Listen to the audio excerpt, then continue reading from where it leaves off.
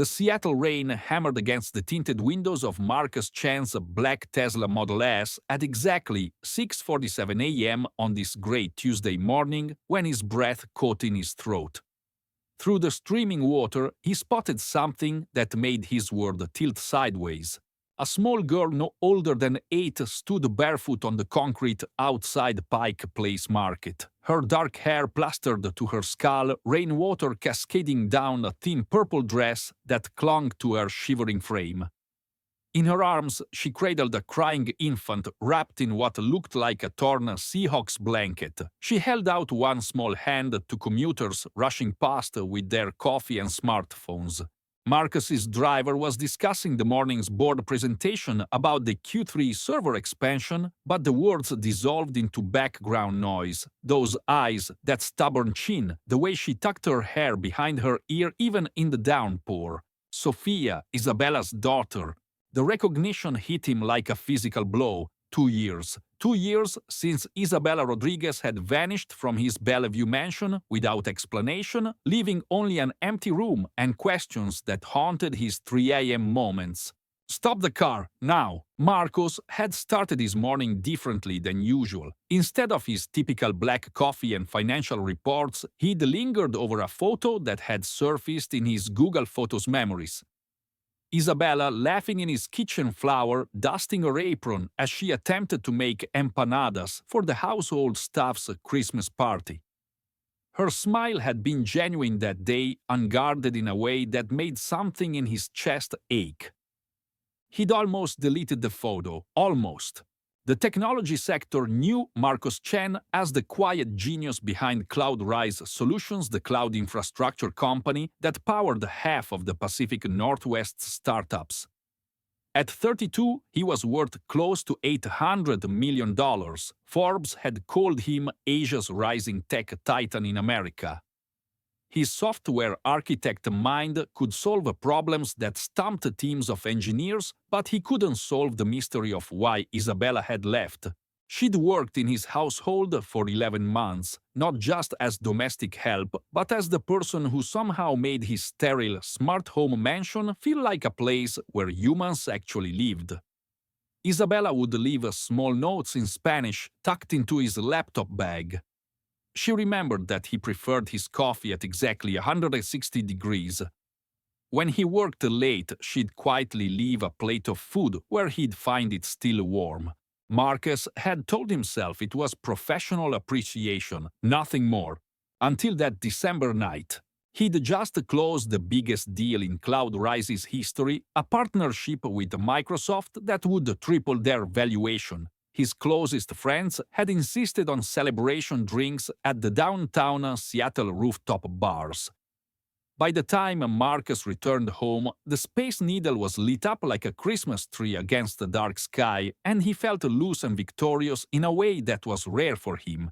Isabella was in the kitchen cleaning up from the staff holiday party. She wore a red dress instead of her usual work clothes, her hair down instead of pulled back. When their eyes met, neither looked away. They talked about her childhood in East LA, about his pressure to represent all Asian American tech entrepreneurs, about dreams and fears and the strange loneliness that came with success. The conversation flowed into laughter, then into a silence that felt charged with possibility.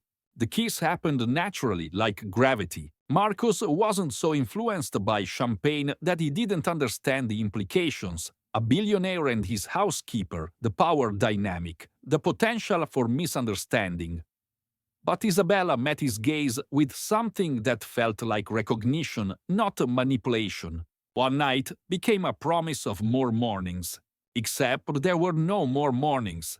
Marcus woke late the next day, his head pounding, but his heart strangely light. He'd planned to find Isabella to talk about what came next. Instead, he found her room empty, her belongings gone, and the security guard reporting she had left before dawn with packed bags. No nota, no explanation, no forwarded address.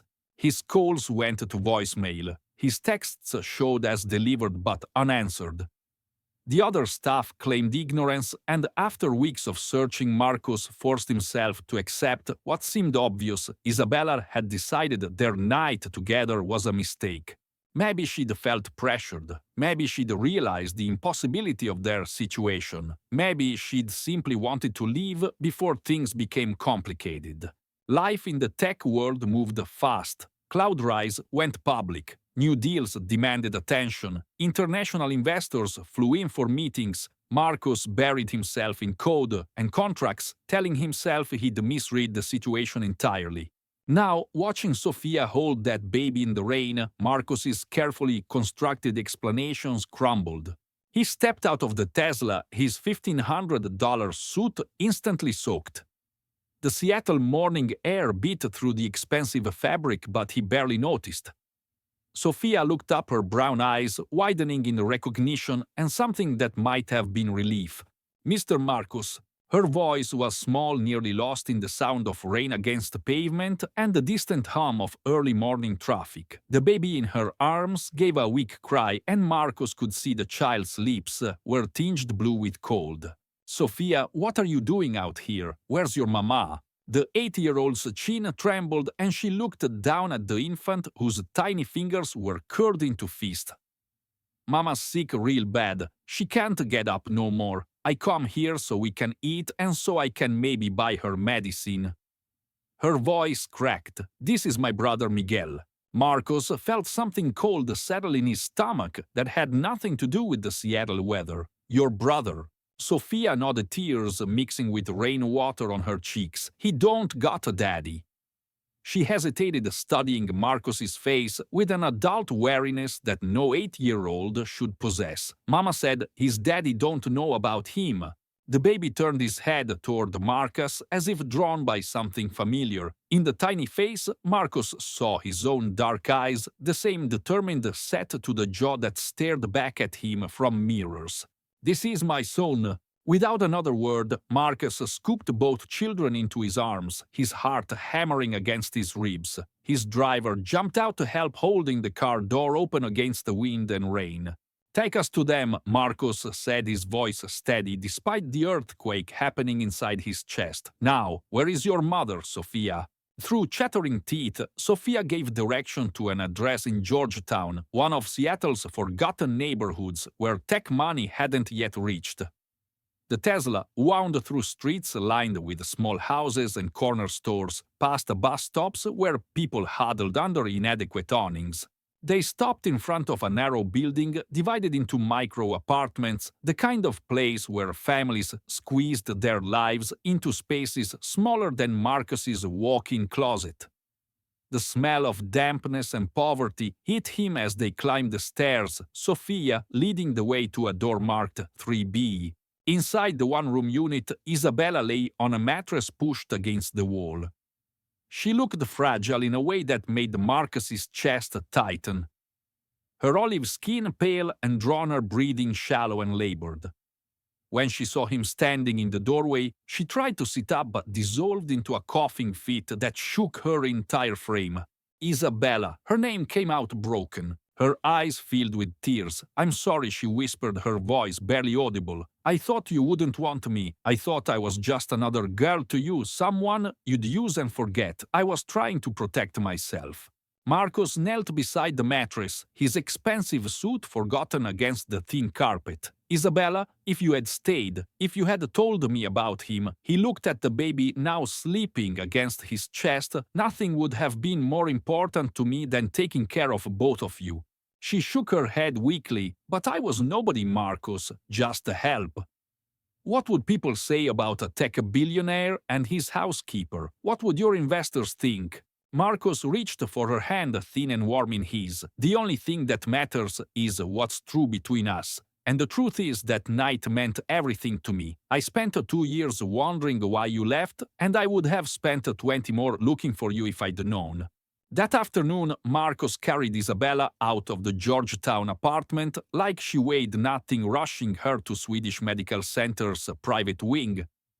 The rain had softened to Seattle's familiar drizzle, but inside his heart, something warm and unshakable had taken root.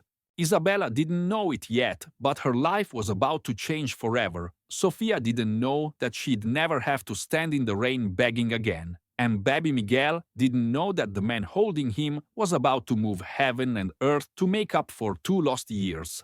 Marcus Chen had built an empire by anticipating problems before they became crises. Now he had a different kind of building to do, and he was never letting his family slip away again. The private emergency wing of Swedish Medical Center smelled like antiseptic and new beginnings. Marcos stood beside Isabella's hospital bed, still wearing his rain-soaked suit, watching as nurses attached monitors and IV lines with practiced efficiency. Sofia sat curled in a leather armchair, finally warm and dry, holding baby Miguel against her chest. The little boy had stopped crying once he was fed and cleaned his dark eyes, now alert and curious. Dr. Sarah Kim, the attending physician, pulled Marcos aside after completing her examination. She is severely malnourished and dehydrated. The pneumonia is advanced, probably untreated for weeks. Her immune system is compromised from chronic stress and poor nutrition. If she hadn't come in today, Marcus, we might have lost her. Marcus's jaw tightened. Whatever it takes, doctor, cost is not a consideration. Dr. Kim nodded, then paused. The children will need full medical workups too. Sofia shows signs of chronic malnutrition and the baby needs immediate vaccinations and nutritional support. Do it all, Marcus said simply. While the medical team worked, Marcus made a series of phone calls that would reshape 3 lives. First, to his personal assistant, arranging for the penthouse suite at the Four Seasons for Isabella's recovery. Then to Seattle's most exclusive pediatrician, ensuring Sofia and Miguel would receive the best care possible. Finally to his lawyer, because he already knew this was about more than just medical bills. But 40 miles away, in the glass towers of downtown Seattle, another phone call was taking place that would complicate everything. Victoria Chen sat in her corner office at Chen & Associates, the city's most prestigious corporate law firm, staring at her phone screen in disbelief. The Google alert she'd set up years ago for her younger brother's name had just pinged with something unexpected. A security photo from Swedish Medical Center leaked by someone on staff showing Marcus Chen carrying a Hispanic woman into the emergency wing while holding an infant.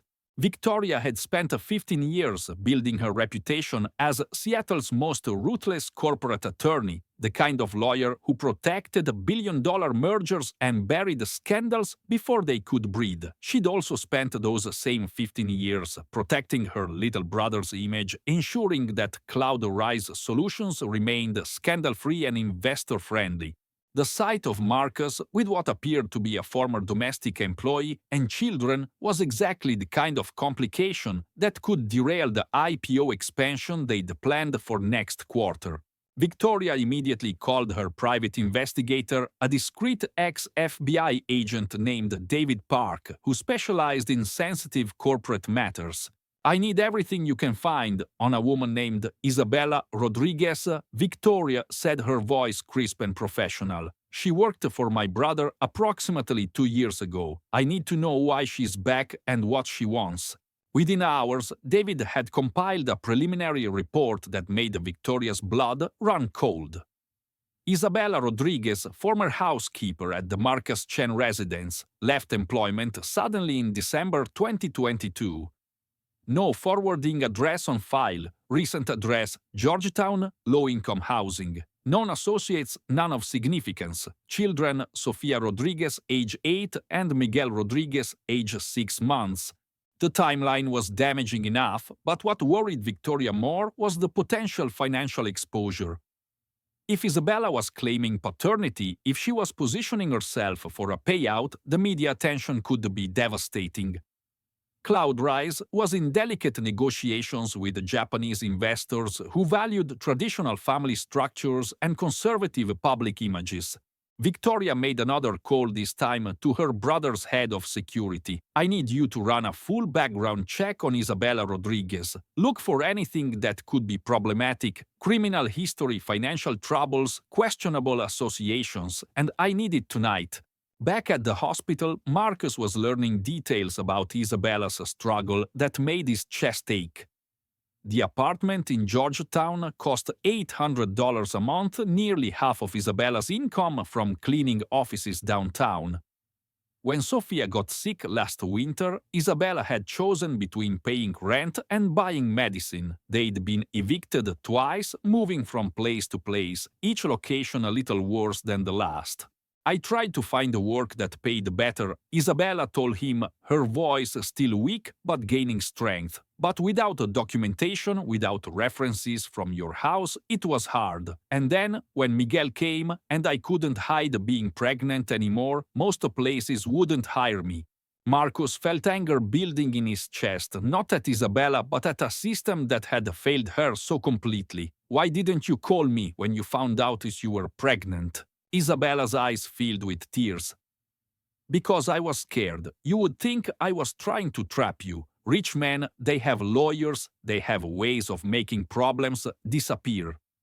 I thought maybe you would say the baby wasn't yours, or maybe you would give me money to go away and never talk about it.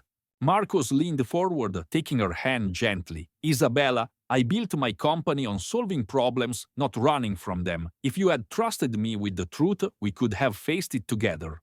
She studied his face, searching for the signs of deception. What about your family, your sister Victoria? She never liked me. She used to watch me like she thought I was going to steal something. Marcus paused. Victoria had always been protective, sometimes excessively so. The mention of his sister's name triggered a memory he'd pushed aside. The morning after his night with Isabella, Victoria had called unusually early, asking pointed questions about his household stuff and whether he'd considered updating his domestic arrangements for the new year. He'd thought it was just Victoria being Victoria, always focused on optics and corporate image. Now he wondered if there had been more to her interest. That afternoon, while Isabella slept and the children were examined by specialists, Marcus returned to his Bellevue mansion for the first time since the morning's revelation. The house felt different now, sterile and empty in a way he hadn't noticed before. He walked through the rooms where Isabella had once worked, remembering small details that had seemed insignificant at the time. How she'd always left fresh flowers on his desk, even when the household budget was tight. The way she'd taught Sofia to read, using books from his library, the little girl curled up in the window seat while Isabella worked nearby. The Spanish lullabies that had drifted from the kitchen when she thought no one was listening. Marcus pulled out his phone and called his IT security team. I need you to review all the household security footage from December 2022, he said, specifically the night of December 20th through the morning of December 21st. I want to know exactly what happened during those hours. The head of security, a former Microsoft engineer named James Liu, called back within 2 hours. Marcus, we have a problem. The footage from that time period is corrupted, not damaged by age or equipment failure, but deliberately corrupted. Someone with administrative access deleted specific segments and overwrote the backup files. Marcus felt something cold settle in his stomach. Who had administrative access to the security system? James's voice was careful. You mean your head of household security and any family members you'd designated. According to the logs, the deletion was executed using your sister Victoria's access code. The pieces began falling into place with sickening clarity. Victoria's early morning call, her questions about household stuff, her concerns about optics and corporate image. The security footage mysteriously disappearing during the exact window when Isabella had left. Marcus ended the call and immediately dialed Victoria's direct line. Victoria, we need to talk. Tonight. His sister's voice was smooth professional. Of course, Marcus. Why don't you come to my office? We have quite a bit to discuss. The subtext was clear. Victoria knew he knew. As evening settled over Seattle, the Space Needle glowing against the darkening sky, two siblings prepared for a confrontation that would determine whether a family could be rebuilt or whether the past would finally destroy any chance of a future. In the hospital, Isabella dozed fitfully, unaware that her fate hung in the balance of a conversation between two of the most powerful people in Seattle's tech industry. Sophia colored quietly in a book Marcus had brought her, occasionally glancing at her little brother sleeping peacefully in his hospital crib. And in a downtown law office, Victoria Chen reviewed a file that could either protect her brother's empire or destroy the only chance he had at happiness. The choice was hers to make, and she'd built her career on making the difficult choices that others couldn't stomach. The war for Marcus Chen's family was about to begin in earnest. The 42nd floor of the Columbia Center offered a view of Seattle that made the city look manageable, controllable. Victoria Chen stood with her back to the conference room door, watching the evening lights flicker to life across Elliott Bay. Behind her, Marcus sat at the polished table where she'd negotiated $100 million deals, but tonight felt different. Tonight felt personal. You deleted the security footage, Marcus said, without preamble. The night Isabella left, you used your access code to wipe the recordings. Victoria turned slowly, her expression giving away nothing, the same poker face that had made her legendary in corporate litigation. I protected you, Marcus, from a situation that could have destroyed everything we've built. Marcus leaned back, studying his sister with new eyes. She was still the woman who'd helped him navigate his first venture capital meetings, who'd structured the Cloud Rise's initial incorporation, who'd been his closest advisor for 15 years, but she was also someone he was beginning not to recognize. Tell me what happened that night. Victoria moved to the window, her reflection ghost-like against the darkening sky. I came by the house around 11 p.m. to drop off some documents for your morning meeting. I saw her car still in the driveway, which was unusual for that hour. When I went inside, I heard the voices from the kitchen. The memory played across her features like an old film reel. Marcus, you were drunk, happy but drunk, and she was encouraging it, leading you on. I watched from the hallway as she let you kiss her as she played into your intoxication. That's not what happened, Marcus said quietly. Victoria's voice hardened. You don't remember it clearly because you'd been drinking. But I saw a woman taking advantage of her employer's vulnerable state. I saw someone positioning herself to claim sexual harassment or workplace misconduct if things went wrong. Marcus felt anger building in his chest, but he forced his voice to stay level. So you decided to eliminate the problem. Victoria turned back to face him, her corporate mask slipping slightly. I waited until you went to bed, then I had a conversation with Isabella. I explained the reality of the situation.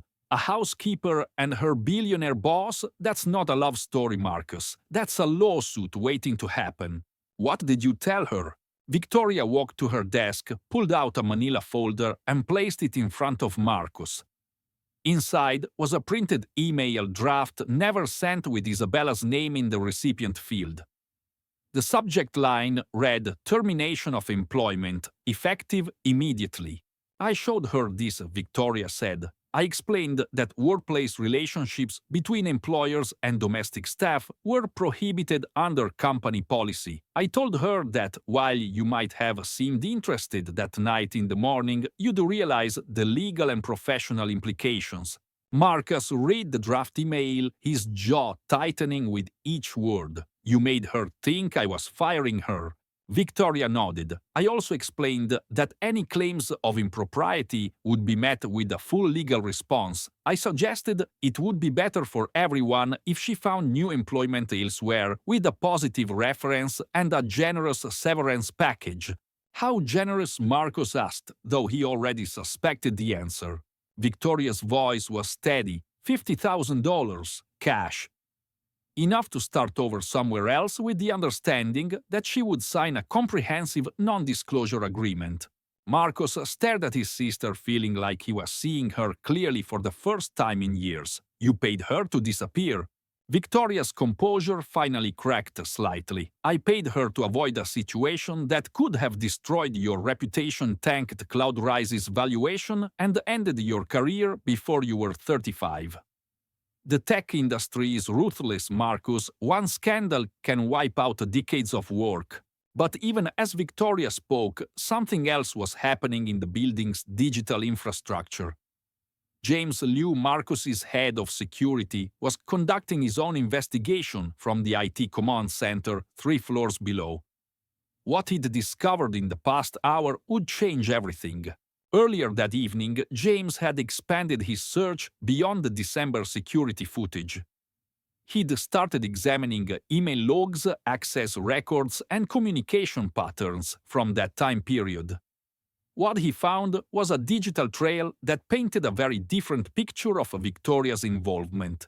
An email thread between Victoria and her private investigator dated 3 weeks before the December incident, discussing potential liability issues with household staff.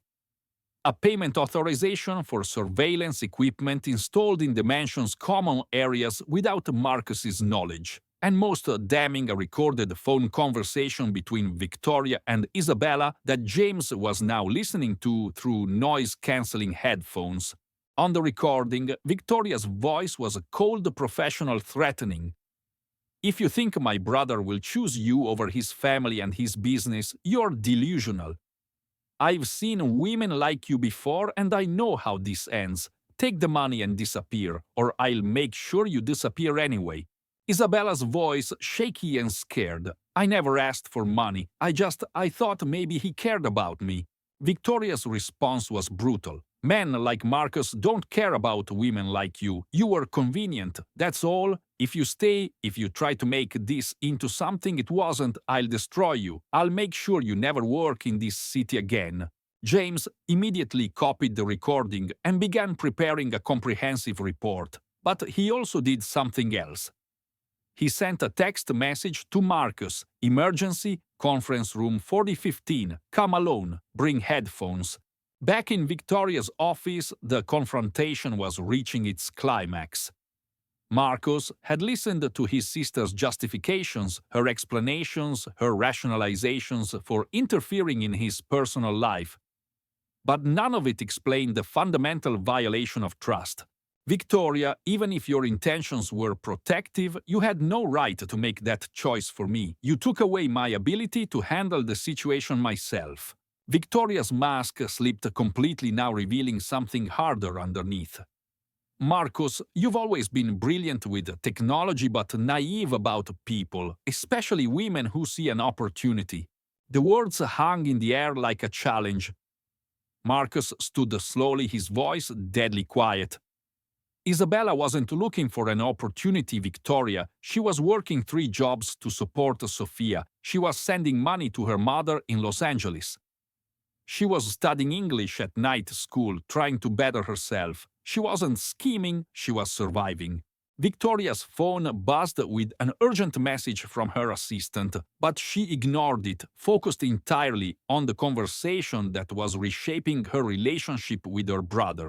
"You think you know her," Victoria said, "but you've been gone for 2 years. Do you know where she's been, who she's been with, what she's been doing?" Marcus's phone buzzed too. The message from James was marked urgent, but he was too focused on Victoria to check it immediately. "I know she's been struggling to raise 2 children alone while battling pneumonia," Marcus replied. "I know she's been living in poverty because she was too proud to ask for help from someone who had hurt her." Victoria moved to her computer, pulling up a file she'd compiled over the past few hours. Her private investigator worked fast when the client was paying premium rates. "She hasn't been alone, Marcus. Isabella Rodriguez has been in a relationship with a man named David Santos for the past 8 months. He's been helping with Sofia, contributing to their household expenses." Marcus felt something cold settle in his stomach. A relationship.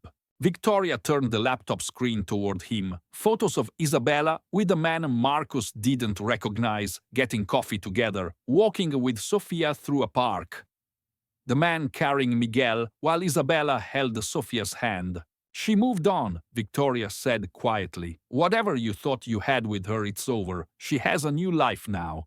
Marcus stared at the photos, feeling like the ground was shifting beneath his feet. In the images, Isabella looked happy, relaxed, in a way he rarely remembered seeing her. Sofia was smiling, clearly comfortable with the man, and Miguel, his son, was being held by someone else, someone who had been there for the moments Marcus had missed. The false victory collapsed around him. He'd thought he could fix everything, rebuild what had been broken, create the family he'd dreamed about during 2 years of searching. But maybe Victoria was right. Maybe too much time had passed. Maybe Isabella had moved forward while he'd been standing still. Marcus's phone buzzed again more insistently. This time he looked at it. James's message was brief but urgent. Everything Victoria told you is a lie. I have proof. Conference room 4015, now. Marcus looked up to find Victoria watching him carefully, her corporate mask back in place. The photos still glowed on her laptop screen, but suddenly they looked different. The angles seemed strange, the lighting inconsistent, the timestamps were visible but blurry. Marcus, Victoria said softly, I know this is hard to hear, but it's better that you know the truth now before you get more involved. Marcus stood slowly, his mind racing through possibilities. His sister had lied about the security footage. She'd manipulated Isabella into leaving. She'd hired investigators to dig into Isabella's life. How far would Victoria go to protect what she saw as his interests? The reversal crashed over him like a wave. The photos might be fake. The entire narrative Victoria had constructed might be another manipulation, but there was only one way to find out. Victoria, Marcus said carefully, Thank you for showing me this. You're right. I need to think clearly about the situation. Victoria smiled, believing she'd won. I'm glad you're being reasonable. This is the right choice, Marcus, for everyone involved. Marcus nodded, already moving toward the door. I'll handle things with Isabella appropriately, medically, financially, but you're right about keeping it professional. As he left Victoria's office, Marcus felt like he was walking through a minefield. Either his sister was right and he'd been living in a fantasy, or she was orchestrating an elaborate deception to control his life. Either Isabella had moved on and found happiness elsewhere, or she was still the woman he'd fallen in love with 2 years ago. The only way to know for sure was to hear the truth from someone he could trust. And right now, that person was waiting 3 floors below with evidence that would either confirm his worst fears or expose his sister's deepest betrayal. The war for Marcus Chan's future was about to take a turn that none of them had anticipated. Conference room 4015 was smaller than Victoria's executive suite, but the atmosphere felt electric with tension. James Liu sat at a laptop connected to multiple monitors, wearing the expression of someone who'd uncovered something that changed everything. Marcus entered, still reeling from Victoria's revelation, his mind churning through possibilities he didn't want to consider. Marcus, sit down, James said without a preamble. What I'm about to show you is going to hurt, but you need to see it all. Marcus sank into a chair, his successful morning feeling like it had happened in another lifetime. The rain had stopped outside, leaving Seattle gleaming under the evening lights, but inside his chest everything felt dark and uncertain. First, James said, pulling up a series of digital timestamps, let me show you what really happened to the security footage. It wasn't just deleted, it was selectively edited first. The screen filled with metadata from Dimension's security system. James highlighted specific entries in red. Victoria didn't just erase the footage, Marcus, she extracted segments first. Look at these timestamps, 11:47 p.m., 12:23 a.m., 12:55 a.m. Those are the exact moments when she was present in the house watching you and Isabella. Marcus felt something cold settle in his stomach. She recorded the footage before deleting it. James nodded grimly. But that's not the worst part. He pulled up another file. I found something else in the Victoria's email archives, a conversation with a digital media specialist from 3 months ago, someone who specializes in creating realistic photo composites for corporate litigation. The screen showed an email thread between Victoria and someone named Alex Chen, no relation, from a company called Digital Evidence Solutions. The subject line read Surveillance Documentation Project, Confidential. Marcus read the emails, his hands growing cold. Victoria had hired professionals to create convincing photographic evidence of Isabella with another man. The photos she'd shown him weren't real. They were sophisticated forgeries designed to convince him that Isabella had moved on. But the inner monologue in Marcus's mind was darker than the evidence on the screen. How long has Victoria been controlling my life? How many decisions have I made based on her manipulations? How many opportunities for happiness have I lost because my sister decided what was best for me? The thoughts spiraled deeper. Maybe this isn't just about Isabella. Maybe Victoria has been orchestrating my relationships for years. The women who suddenly lost interest. The deals that fell through when I got too close to someone she didn't approve of. How much of my life has actually been my own choice? James interrupted his spiral by pulling up another file. Marcus, there's more. This is the recording I mentioned earlier, the actual conversation between Victoria and Isabella that night. The audio filled the room, and Marcus heard his sister's voice, cold and threatening, in a way he'd never heard before. Victoria wasn't protecting him from a gold digger. She was terrorizing a woman who'd genuinely cared about him. As Isabella's frightened voice came through the speakers, Marcus realized the full scope of Victoria's betrayal. She hadn't just interfered once, she'd systematically destroyed his chance at love, then spent 2 years maintaining the lie. But James wasn't finished. He pulled up one more file that made Marcus's blood run cold. A bank transfer record showing that Victoria had accessed CloudRise's emergency discretionary fund to pay Isabella the $50,000. She'd used the company money to fund her deception. That's embezzlement, Marcus said quietly. James nodded. And there's a paper trail. If Isabella had taken that money, Victoria could have used it against her later, claimed she was blackmailing the company, but Isabella never cashed the check. Marcus looked up sharply. What? James pulled up the final piece of evidence. Bank records showing the check had been issued but never deposited. Isabella had left without taking Victoria's money. She'd walked away from $50,000 rather than accept payment for her silence. The woman Victoria had painted as a gold digger had refused the gold. As Marcus absorbed this revelation, his phone rang. The caller ID showed a number he didn't recognize, but something made him answer it. Marcus Chin, the voice was female uncertain.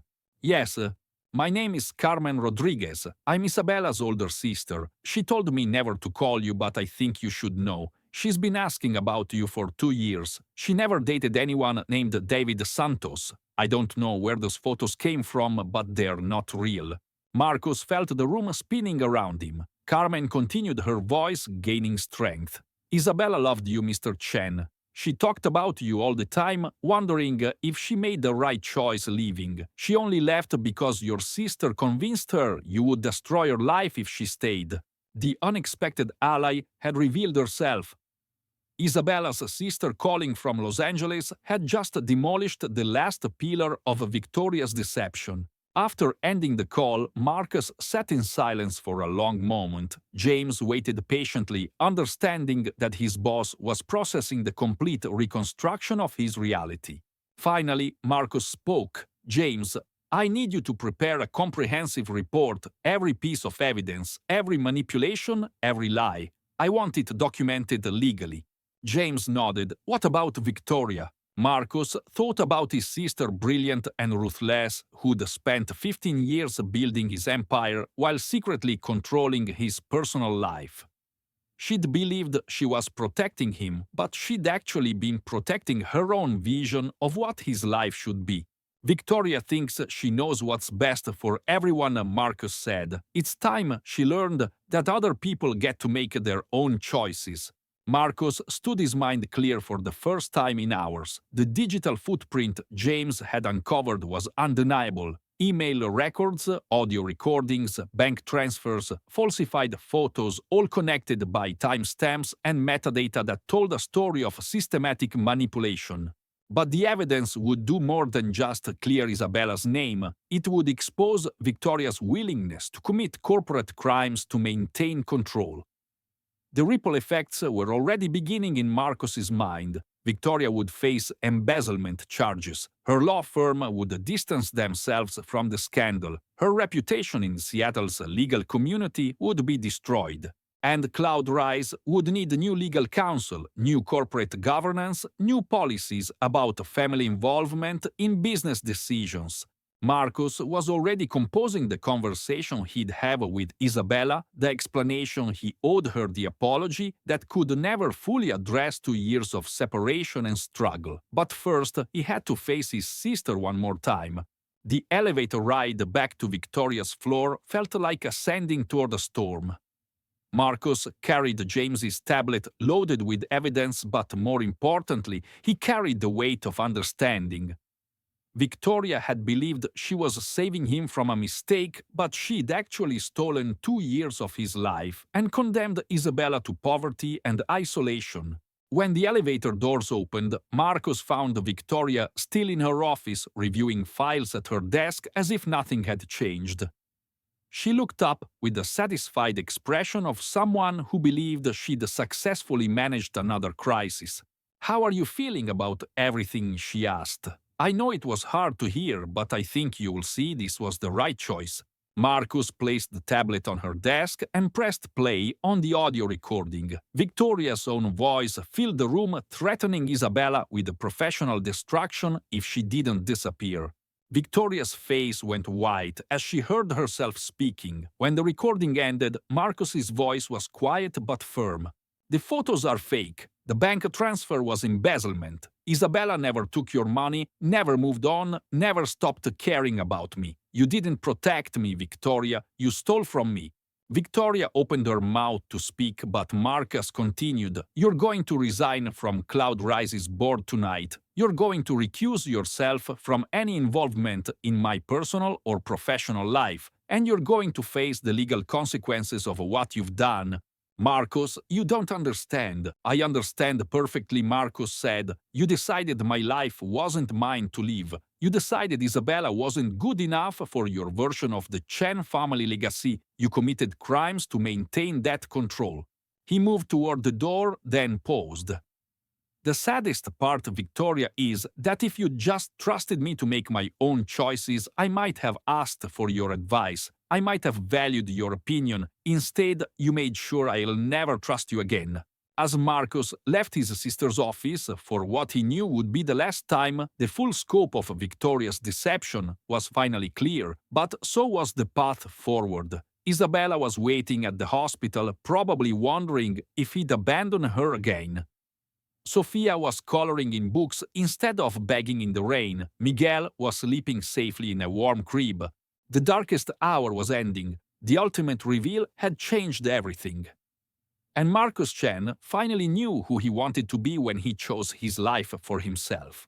The war for his future was almost over. Now came the harder task of building something new from the ruins of trust his sister had left behind. The hospital corridor was quiet at nearly midnight, lit only by the soft glow of emergency lighting and the distant hum of medical equipment. Marcus walked slowly toward Isabella's room, carrying the weight of truth like a physical burden. Through the small window in her door, he could see her sitting up in bed, staring out at the Seattle skyline, her silhouette fragile against the city lights. The quiet moment stretched between them as he entered. Isabella turned her eyes, immediately searching his face for answers she wasn't sure she wanted to hear. "You look like someone who just discovered the world isn't what he thought it was," she said softly. Marcus moved to the chair beside her bed, the same chair where he'd sat hours earlier before learning the full scope of Victoria's deception. "Isabella, I need to tell you something about the night you left, about why you really left." Her hands tightened on the hospital blanket. "Marcus, I know why I left. Your sister made it very clear that She made it clear with lies. Marcus interrupted gently. He pulled out his phone, showing her James's compiled evidence. Victoria deleted security footage. She forged photographs. She threatened you with professional destruction if you didn't disappear. Isabella's eyes widened as she scrolled through the evidence. The bank records showing an uncashed check. The audio recording of Victoria's threats, the metadata proving the photographs of her with another man had been digitally fabricated. I never knew someone named David Santos, Isabella whispered. I never dated anyone after I left your house. I couldn't because I never stopped loving you. Marcus reached for her hand, finding it warm and real after hours of navigating through his sister's digital deceptions. Isabella, I'm sorry I didn't fight harder to find you. I'm sorry I let Victoria's manipulation keep us apart. I'm sorry you've been struggling alone while I had the resources to help. Isabella's eyes filled with tears, but her voice was steady. Marcus, I was scared you would think I was trying to trap you with the baby. I was scared you would see me as just another problem to solve with money. Marcus leaned forward, his voice firm. Isabella, you and Miguel and Sofia aren't problems to solve. You're the family I've been looking for without knowing it. If you let me, I want to spend the rest of my life making up for the 2 years we lost. 3 weeks later, Isabella was discharged from Swedish Medical Center into a world that looked entirely different. Marcus had arranged for them to stay in the penthouse suite at the Four Seasons while he made more permanent arrangements, but more importantly, he'd made changes that reached far beyond accommodations. Victoria Chen had resigned from CloudRise's board and was facing embezzlement charges that would likely end her legal career. The Seattle tech community buzzed with whispers about the Chen family scandal, but Marcus discovered something surprising. Most people were more interested in the love story than the corporate drama. TechCrunch ran a feature titled "CloudRise CEO Finds Lost Love and Unknown Son," painting Marcus as a romantic figure rather than a scandal. The story resonated with Seattle's young professional community, many of whom had made their own sacrifices for career success. But the real changes were smaller and more profound. Sofia was enrolled in a private school where she thrived, her intelligence finally matched with the resources that could nurture it. She still remembered those mornings, begging in the rain, but now she talked about wanting to become a doctor like Dr. Kim, who had helped her mother. Miguel was growing stronger every day, his dark eyes bright with curiosity as he explored his new world. Marcus had legally acknowledged paternity and was navigating the learning curve of fatherhood with the same methodical approach he brought to technology problems. Isabella had started taking business classes at the University of Washington, studying nonprofit management with the goal of creating programs for undocumented women facing domestic crisis. Her personal experience with poverty and fear had given her insights that no textbook could provide. And Marcus had started the Chen Family Foundation, a nonprofit focused on supporting immigrants and single mothers with education, healthcare, and legal assistance. Isabella served as the program director, her story becoming the foundation's most powerful recruiting tool. But the change that mattered most was the smallest one. Every morning, Marcus woke up beside Isabella in their new home overlooking Lake Washington, and every morning he was reminded that the most important algorithms couldn't be coded, only lived. 6 months after their reunion on a rainy Tuesday morning that echoed the day everything changed, Marcus sat in his Tesla outside Pike Place Market. But this time, he wasn't alone. Isabella sat beside him, pointing out landmarks to Sofia, who was excited about their weekly tradition of buying flowers for their home. Marcus watched the spot where he'd first seen Sofia begging in the rain, where his world had tilted on its axis. The memory felt both distant and immediate, like looking at a photograph of yourself from another lifetime. The rain had stopped, and the morning sun was breaking through the Seattle clouds in streams of gold that made the wet streets shine like mirrors. Sofia bounded back to the car with an armful of tulips, her cheeks pink from the cool air. Miguel gurgled happily in his car seat, reaching for the colorful flowers. "Remember when we used to come here in the rain?" Sofia asked Isabella, her voice matter of fact rather than sad. "I remember," Isabella replied, smoothing Sofia's hair. "But now we come here because we want to, not because we have to." Marcus started the car, but before pulling away from the curb, he sent a text message to James Lou. The message was brief but significant. "Security system fully updated. All family members have appropriate access. All previous access codes permanently deleted." It was a small detail, but it represented everything that had changed. Trust rebuilt from the ground up. Systems designed to protect rather than control. Family defined by choice rather than blood. The letter arrived 2 years later, on Sofia's 10th birthday, delivered to their Bellevue home by private courier. The envelope was thick, cream-colored, expensive. The return address showed it was from Victoria Chen's former law firm. Marcus and Isabella read it together in their home office, Sofia and Miguel playing in the garden visible through the window. The letter was from Victoria, written from a minimum security federal facility where she was serving 18 months for embezzlement. Her handwriting was still precise, her words still choosing their effects carefully. "Marcus, I know I have no right to contact you, and I know apologies are inadequate for what I took from you and Isabella. I've had 2 years to think about my choices, and I finally understand that my need to control came from fear. Fear that you would make decisions I couldn't fix if they went wrong. Fear that you would choose someone I couldn't protect you from. Fear that I would lose my role as the person you trusted most.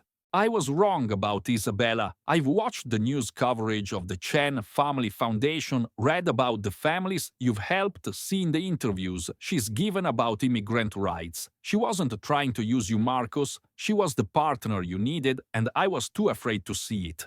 I don't expect forgiveness. I don't deserve it. But I wanted you to know that I'm genuinely happy you found your way back to each other despite my interference. Sofia and Miguel are lucky to have you both as parents.